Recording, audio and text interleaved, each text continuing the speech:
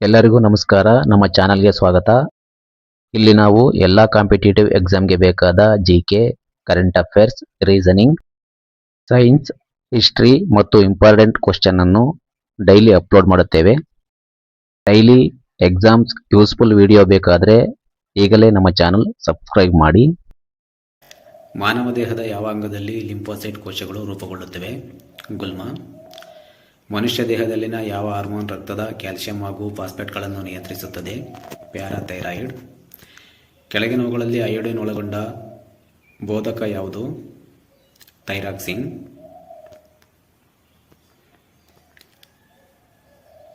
TTP ಲಸಿಕೆ ಹಾಕುವುದು ಈ ರೋಗಗಳ ವಿರುದ್ಧ ನಿರೋಧಕ ಶಕ್ತಿಯನ್ನು ಹೆಚ್ಚಿಸುವುದಕ್ಕಾಗಿ. ಡಿಪ್ತೇರಿಯಾ, ಪರ್ಟಿಸಿಸ್ ಮತ್ತು ಟೆಟಾನಸ್. ಮಂಗನ ಬಾವು ವೈರಾಣುವಿನಿಂದ ಬರುವ ರೋಗ. ಕೊಳವೆ ನೀರಿನಲ್ಲಿ ಸುಲಭವಾಗಿ ಕೊಳೆಯುವಂತಹ ಸಾವಯವ ಪದಾರ್ಥಗಳಿರುತ್ತವೆ. ನೀರಿನ ತಾಣಗಳಲ್ಲಿ ಅತಿಯಾದ ಪ್ರಮಾಣದ ಕೊಳಚೆ ಸೇರಿದಾಗ ಮೀನುಗಳು ಸಾಯುತ್ತವೆ. ಕಾರಣವೆಂದರೆ ನೀರಿನಲ್ಲಿ ಕರಗಿರುವ ಆಮ್ಲಜನಕವನ್ನು ಬ್ಯಾಕ್ಟೀರಿಯಾಗಳು ಬಳಸಿ ಬಿಡುವುದರಿಂದ ಮೀನುಗಳು ಉಸಿರುಗಟ್ಟಿ ಸಾಯುತ್ತವೆ. HIV ಈ ಕೆಳಕಂಡ ಮೂಲಕ ದೇಹದ ಸ್ವಾಭಾವಿಕ ರೋಗ ನಿರೋಧಕ ಶಕ್ತಿಯನ್ನು ಕಡಿಮೆ ಮಾಡುತ್ತದೆ. ಟಿ ಲಿಂಫೋಸೈಟ್ಗಳ ಮೇಲೆ ದಾಳಿ ಮಾಡುವ ಮೂಲಕ.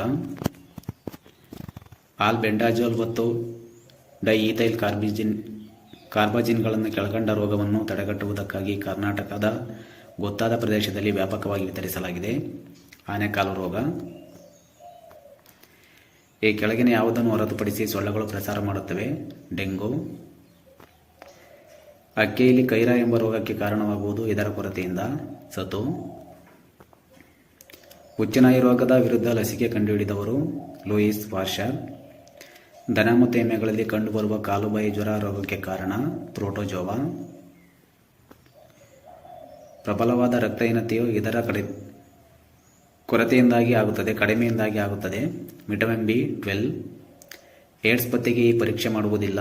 TMT. ಪ್ರತಿ ಬ್ಯಾಕ್ಟೀರಿಯಾ ಔಷಧಿಗಳ ಪೈಕಿ ಪ್ರತಿ ಜೀವಕುಲಕ್ಕೂ ಈ ಕೆಳಗಿನವುಗಳಲ್ಲಿ ಯಾವುದು?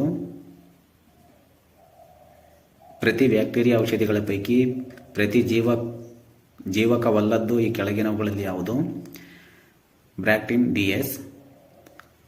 ವಾಟರ್ ಬ್ಲೂಮ್ಗಳು ಇದರಿಂದಾಗಿವೆ. ಆಲ್ಗೆ. ನಿದ್ರಾರೋಗಕ್ಕೆ ವಾಹಕ? ಟಿಸ್ಟಿ ನೊಣ.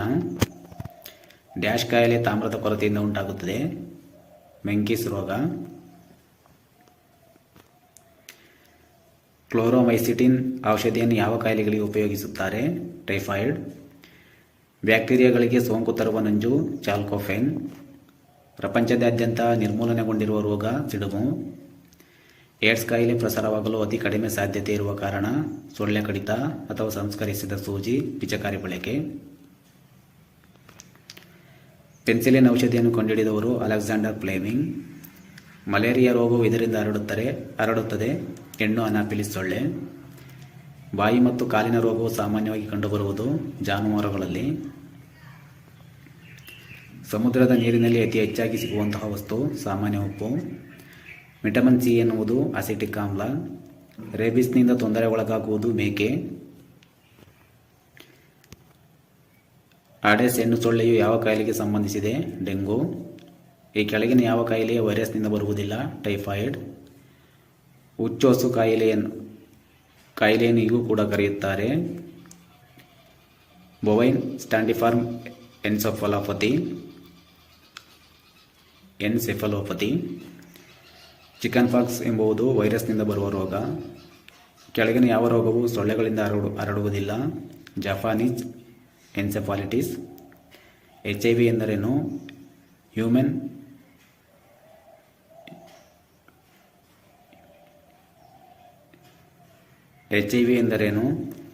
Human immunodeficiency virus. ಕಲ್ಲು ಹೂವುಗಳು ಇವುಗಳ ಕೂಡಿಕೆಯಿಂದಾಗಿರುತ್ತವೆ? ಶಿಲೀಂಧ್ರಗಳು ಮತ್ತು ಪಾಚಿ. ಚಿಕನ್ ಗುನ್ಯಾ ರೋಗವನ್ನು ಹರಡಿಸುವುದು? ಏಡಿಸ್ ಸೊಳ್ಳೆಗಳು. ರೇಬಿಸ್ ರೋಗವು ಇದಾಗಿದೆ, ವೈರಲ್ ರೋಗ.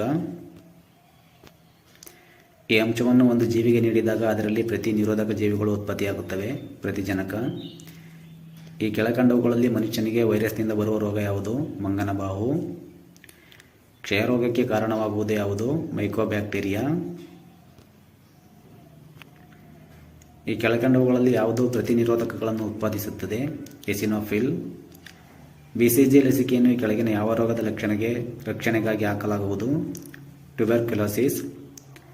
ಇತ್ತೀಚೆಗೆ ಚೈನಾದಲ್ಲಿ ಸಾಂಕ್ರಾಮಿಕ ರೋಗದಿಂದ ಮೃತ್ಯುವಿಗೆ ಕಾರಣ ಯಾವುದು? Corona virus. HIV ಎಂದರೇನು? Human immunodeficiency virus. Spirogyra ಎಂಬುದು ಹಸಿರು ಶೈವಲ. ಪೆನ್ಸಿಲಿನ್ ಔಷಧಿಯನ್ನು ಕಂಡುಹಿಡಿದವರು ಯಾರು? Alexander Fleming. ಆಂಟಿಬಯೋಟಿಕ್ ಔಷಧವನ್ನು ಬಳಸುವುದು ಬ್ಯಾಕ್ಟೀರಿಯಾಗೆ. ಇವುಗಳಲ್ಲಿ ಯಾವುದರಿಂದ ಡೆಂಗು ಜ್ವರ ಬರುತ್ತದೆ? ಏಡಿಸ್ ಸೊಳ್ಳೆ. ಚುಚ್ಚುಮದ್ದಿನ ವ್ಯಾಕ್ಸಿನ್ ಮೂಲಕ ಸಿಡುಬನ್ನು ತಡೆಗಟ್ಟಬಹುದೆಂದು ಕಂಡುಹಿಡಿದವರು ಯಾರು? Edward Jenner. H1N1 ಇನ್ಫ್ಲೂಯೆಂಜಾ ಯಾವ ಸೂಕ್ಷ್ಮ ಜೀವಾಣುವಿಂದ ಬರುತ್ತದೆ? ವೈರಸ್. ಏಡ್ಸ್ನ ವಿಸ್ತೀರ್ಣ? Acquired immuno deficiency syndrome. ಯಾವುದರ ಕಚ್ಚುವಿಕೆಯಿಂದ ಕಾಲ ಅಜಾರ್ ಜ್ವರ ಹರಡುತ್ತದೆ? ಟಿಸ್ಟಿ ನೊಣ. ರಾಷ್ಟ್ರೀಯ ವಿಜ್ಞಾನ ದಿನ ಎಂದು ಯಾವ ದಿನ ಆಚರಿಸುತ್ತಾರೆ? ಫೆಬ್ರವರಿ 28. ಹುಚ್ಚು ರೋಗಗ್ರಸ್ತ ಪ್ರಾಣಿಯು ಮನುಷ್ಯನನ್ನು ಕಚ್ಚುವುದರಿಂದ ಮನುಷ್ಯನಿಗೆ ಬರುವ ರೋಗವನ್ನು ಏನೆಂದು ಕರೆಯುತ್ತಾರೆ? ರೇಬಿಸ್. ಪೆನ್ಸಿಲ್ನಲ್ಲಿ ಉಪಯೋಗಿಸುವ ವಸ್ತು? ಗ್ರಾಫೈಟ್. ಬ್ರೆಡ್ ತಯಾರಿಸಲು ಬಳಸುವ ಈಸ್ಟ್ ಒಂದು ಶಿಲೀಂಧ್ರ. ಕೆಳಗಿನವುಗಳಲ್ಲಿ ಯಾವುದು ಲೈಂಗಿಕವಾಗಿ ಹರಡುವ ರೋಗಗಳು? ಸಿಫಿಲಿಸ್, ಗೆನೋರಿಯಾ, ಏಡ್ಸ್, ಮೇಲಿನ ಎಲ್ಲವೂ.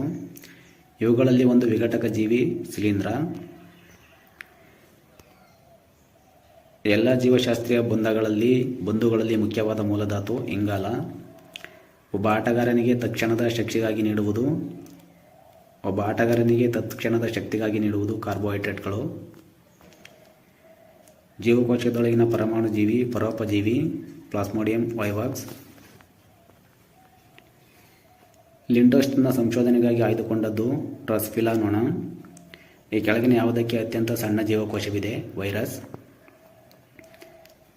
ಕೆಳಗಿನ ಯಾವ ರೋಗಗಳು ಬ್ಯಾಕ್ಟೀರಿಯಾಗಳಿಂದ ಉಂಟಾಗುವುದಿಲ್ಲ? ಡೆಂಗು. ಈ ವಿಡಿಯೋ ನಿಮಗೆ ಹೆಲ್ಪ್ ಆಗಿದ್ರೆ ಲೈಕ್ ಮಾಡಿ, ನಿಮ್ಮ ಫ್ರೆಂಡ್ಸ್ ಜೊತೆ ಶೇರ್ ಮಾಡಿ. ಇನ್ನಷ್ಟು ಕಾಂಪಿಟೇಟಿವ್ ಎಕ್ಸಾಮ್ಸ್ ವಿಡಿಯೋ ಬೇಕಾದರೆ ನಮ್ಮ ಚಾನಲ್ ಸಬ್ಸ್ಕ್ರೈಬ್ ಮಾಡಿ.